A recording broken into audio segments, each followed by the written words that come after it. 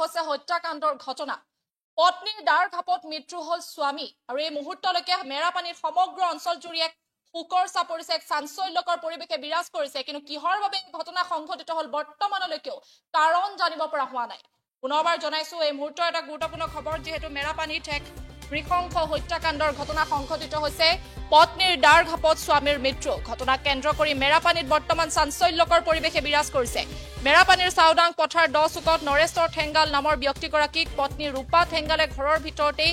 দাৰে ঘপিয়াই হত্যা কৰে হত্যাকাণ্ড সংঘটিত কৰিয়ে পত্নী ৰূপা ঠেংগালে নিশা 2 মান বজাত মেৰাপানী থানাটো হাজিৰ হয় বুলি জানিব পৰা গৈছে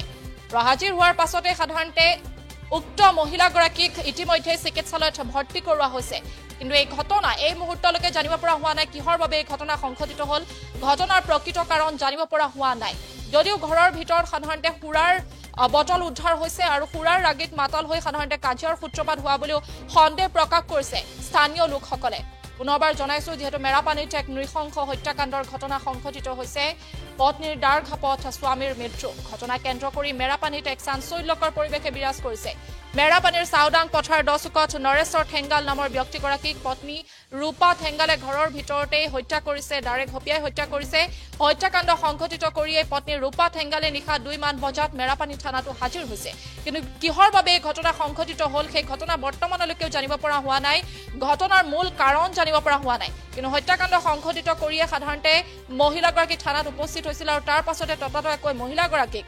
মেৰাপানী চিকিৎসালয়তো ভৰ্তি কৰোৱা হৈছে কিন্তু ঘটনাৰ কাৰণ সাধাৰণতে স্থানীয় লোকসকলে অৱগত কৰা মতে ঘৰৰ ভিতৰত তেওঁলোকৰ বাসগৃহৰ ভিতৰত সুৰাৰ বটল পাইছে আৰু সুৰাৰ ৰাগিত মাতাল হৈ সাধাৰণতে কাজিয়াৰ সূত্ৰপাত হৈছিল আৰু সেই কাজিয়াৰ সূত্ৰপাত হৈ এনে ধৰণৰ ঘটনা সংঘটিত হোৱা বুলি অভিযোগ উত্থাপন কৰিছে স্থানীয় ৰাইজে পুনৰবাৰ জনাইছো এই মুহূৰ্তৰ এটা ব্ৰেকিং নিউজ যেহেতু মেৰাপানীত এক নৃশংস হত্যাকাণ্ডৰ ঘটনা পত্নীৰ দাৰ ঘাপত স্বামীৰ মৃত্যু ঘটনা কেন্দ্ৰ কৰি মেৰাপানীত বৰ্তমান চাঞ্চল্যকৰ পৰিৱেশে বিৰাজ কৰিছে মেৰাপানীৰ চাউডাং পথাৰ 10 চুকত নৰেশ্বৰ ঠেংগাল নামৰ ব্যক্তিগৰাকীক পত্নীগৰাকীয়ে দাৰে ঘপিয়াই হত্যা কৰিছে আৰু হত্যাকাণ্ড সংঘটিত কৰিয়েই পত্নী ৰূপা ঠেংগালে নিশা 2 মান বজাত মেৰাপানী থানাটো হাজিৰ হয় থানাৰ ভাৰপ্ৰাপ্ত আৰক্ষী বিষয়া ৰিকিমণি লাহনৰ নেতৃত্বত নিশাই মেৰাপানী আৰক্ষীয়ে ঘটনাস্থলীত উপস্থিত হৈ তদন্ত আৰম্ভ কৰিছে আৰু তেওঁলোকে ঘটনাৰ প্ৰকৃত কাৰণ জানিবৰ বাবেও বিচাৰিছে কিন্তু এই মুহূৰ্তলৈকে ঘটনাৰ প্ৰকৃত কাৰণ জানিব পৰা হোৱা নাই কিন্তু স্থানীয় লোকৰ অভিযোগ যে তেওঁলোকৰ বাসগৃহৰ ভিতৰত সাধাৰণতে স্বামী আৰু স্ত্ৰীৰ বাসগৃহৰ ভিতৰতেই সুৰাৰ বটল পোৱা গৈছে আৰু সুৰাৰ ৰাগিত মাতাল হৈ কাজিয়াৰ সূত্ৰপাত হৈছিল আৰু তাৰ পাছতে এনে ধৰণৰ ঘটনা সংঘটিত হোৱা বুলি অভিযোগ উত্থাপন কৰিছে স্থানীয় ৰাইজে ইতিমধ্যে পত্নী ৰূপা ঠেংগালৰ ভাষ্য গ্ৰহণ কৰাৰ পাছতে ততাতৈয়াকৈ পত্নী ৰূপা ঠেংগালক সাধাৰণতে মহিলাগৰাকীক মেৰাপানী চিকিৎসালয়তো ভৰ্তি কৰোৱা হৈছে পুনৰবাৰ জনাইছো যেহেতু এটা নৃশংস হত্যাকাণ্ডৰ ঘটনা মেৰাপানীত সংঘটিত হৈছে পত্নীৰ দাৰ ঘাপত স্বামীৰ মৃত্যু ঘটনা কেন্দ্ৰ কৰি সমগ্ৰ মেৰাপানী অঞ্চলত এতিয়া চাঞ্চল্যকৰ পৰিৱেশে বিৰাজ কৰিছে মেৰাপানীৰ চাউডাং পথাৰ 10 চুকত নৰেশ্বৰ ঠেংগাল নামৰ ব্যক্তিগৰাকীক পত্নী ৰূপা ঠেংগালে ঘৰৰ ভিতৰতে হত্যা কৰিছে হত্যাকাণ্ড সংঘটিত কৰিয়ে পত্নী ৰূপা ঠেংগালে নিশা 2 মান বজাত আৰক্ষী থানাত উপস্থিত হৈছিল আৰু থানাৰ ভাৰপ্ৰাপ্ত আৰক্ষী বিষয়া ৰিকিমণি লাহনৰ নেতৃত্বত নিশাই মেৰাপানী আৰক্ষীয়ে ঘটনাস্থলীত উপস্থিত হৈ তদন্ত আৰম্ভ কৰিছে কিন্তু এই মুহূৰ্তলৈকে ঘটনাৰ প্ৰকৃত কাৰণ জানিব পৰা হোৱা নাই এই মুহূৰ্তত আমাৰ হাতত কিছু ভাষ্য আছে সেই ভাষ্য আমি আপোনালোকক শুনাব বিচাৰিম ওচৰ চুবুৰীয়া মানে মই ঘটনাটো আচলতে মই মমায়েকে হওঁ মোৰ ইয়াৰ পৰা ঘৰ মানে প্ৰায় 500 মিটাৰমান হ'ব ৰাতিপুৱা মোৰ মিছেছৰ লগত মই মৰ্ণিং ৱাক কৰিবৰ কাৰণে ওলাই যাওঁ তেতিয়া ঘৰৰ পৰা ওলাওঁতে আৰু ওচৰে মোৰ ভাগিন এগৰাকীও যায় তাহাঁতলৈ ফোন কৰিলে যে আমি মৰ্ণিং ৱাক কৰিবলৈ ওলাইছোঁ তুমি ওলোৱা তেতিয়া আছিলে 4:45 এই ওলাওঁতে তেতিয়াই ফোন কৰিলে এই মোৰ ওচৰগৰাকীলৈ আমাৰ মিছেছে তেতিয়া এই ওচৰগৰাকী ক'লে বোলে আমাৰ হেৰি নহয় তেওঁ দেউৰেক হয় আমাৰ ববাইটি বুলি কয় ববাইটি বোলে এনেকুৱা মাদাৰ এটা হ'ল ন ঘৰতে কোনোবাই কাটিলে বোলে তেওঁৰ লগত পাতি আছে ফোনত মই তেতিয়া অহা বুলি কৈছোঁ তাৰপিছত বস্তু এই কথা এটা বোলো কি হ'ল এই বোলে ববাইটিক কোনোবাই মাৰিলে বুলি ক'লে এইবিলাক কেতিয়া বাদ দিয়া বোলো এইটো হেৰি কৰি আহোঁ মই তেনেকৈ গুচি গ'লোঁ গৈ পেলাই ইয়াৰ পৰা ভেটেনেৰীলৈকে প্ৰায় 1 কিলোমিটাৰ মই মৰ্ণিং ৱাক কৰোঁ তাৰ ঘূৰি আহি পেলাই আকৌ মোৰ সেই ভাগিনজনকে মই লগ পালোঁ বোলো কি হৈছিল কথাটো বোলে জানো বোলে কি হ'ল এই তাত বোলে ঘৈণীয়েকে ববাইটিক মানে এনেকৈ কাটিলে বুলি কৈছে আৰু কাটি পেলাই তাই এই থানাত মানে হাজিৰ হৈ দিলেগৈ বুলি ক'লে প্ৰথমতে মই কথাখিনি তেনেকৈয়ে গম পালোঁ। পোৱাৰ পাছত মই ঘৰলৈ আহিলোঁ, আহি চাহ তাহ খালোঁ, আহি পেলাই ইয়ালৈ আহিলোঁ। আহি পেলাই দেখিলোঁ পুলিচ এনেকৈ ভেৰিফিকেশ্যনৰ কাৰণে আহি পেলাই ইয়াত মানে ৰাইজো গোট খালেহি। এই যিজনক কাটিলে তাৰ নাম ইয়াত এনেই ববাইটি বুলি মাতোঁ, আৰু নামটো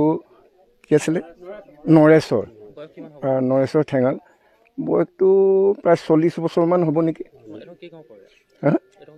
এইটো দহচুক বুলি কয়, চাওদাং পথাৰ দহচুক। ঘটনাটো ৰাতিয়ে হ'ব লাগিব। তাৰপাছত ইয়াত আহি গম পালোঁ কালি পাৰ্টি আছিলে বুলি কৈছে। পাৰ্টি মানে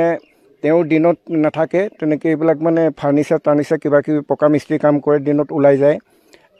তাৰ গধূলি সময়ত আহে। আহি পেলাই তেওঁৰ পৰিবাৰো কোৱা মতে সি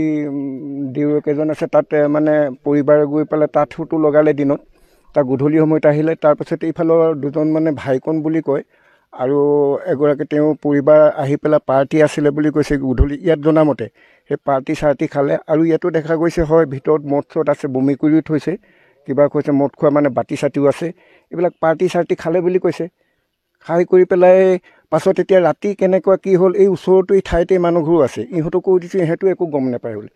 কিন্তু এতিয়া যিটো দেখিছোঁ, তেওঁ ডিঙিত কাটি থৈছে, পিঠিত মুঠতে 10-12 ঘা পাইছে। মানুহজনেতো অকণমান কিবা চিঞৰ বা মতে, কাৰণ আমিতো দেখি পোৱা নাই। ৰাতি আপোনাৰ প্ৰায় 2টামান বজাত এই এখেতৰ গৃহস্থী যিগৰাকী মানে সেইগৰাকী থানালৈ গৈ বোলে নিজে হাজিৰ হৈছেগৈ, আৰু তাত গৈ এই তেখেতে কিবা দৰৱ খোৱা মানে কিবা প্ৰয়োজন খোৱা কথা সেইখিনি মানে তাত গৈ থানাত গৈ কৈছেগৈ, আৰু তেখেতৰ সেই গিয়েকক মানে কাটি থৈ আহিছোঁ তেনেকৈ কিবা কৈছেগৈ বোলে। তাৰপিছতে আহি সেই থানাৰ পৰা মানুহ আহিলে, আহি খবৰ খাতি দিলে, মোকো সেই মাতিলে তাকে তেতিয়া। আহি দেখা হৈছে। হয়, যিগৰাকী মহিলাই মানে থানালৈ গৈছিলে তেখেতৰ স্বামী, এতিয়া যিজন ঢুকাইছে। এইটো চাওদাং পথাৰ দহচুক পৰা। তেখেতৰ নামটো বাবাতি ঠেঙাল, নৰেশ্বৰ বুলি কয়। নৰেশ্বৰ ঠেঙাল। মহিলাগৰাকীৰ নাম কি? ৰূপা ঠেঙালে হ'ব।